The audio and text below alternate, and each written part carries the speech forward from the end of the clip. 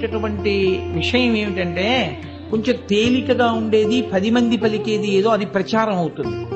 అసలు యథార్థమునకు మీరు జాగ్రత్తగా పురాణాల లోతులను పరిశీలనం చేస్తే స్కాందాది పురాణములను ఆయన పేరు ఆర్యన్. ఆ పేరున్నవాడు ఇంకొకడు లేడు.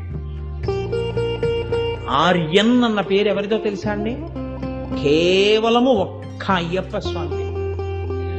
ఆర్య అంటే పూజింపదగినది, పూజింపదగినవాడు, పెద్దవాడు, గౌరవనీయుడు.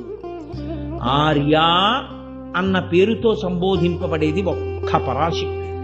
అందుకే ఆర్యాశతకము. ఆర్యా మహాదేవియున్నను రక్షింప నిరుంగునో ఎరగదో నా భాగ్యం ఎట్లున్నదో అంటారు పోతన గారు భాగవతంలో. ఆర్యా మహాదేవి అన్న పేరు కేవలం అమ్మవారికి చెందినది. అందుకే మూకశంకరులు ఆర్యాశతకము అని చేశారు.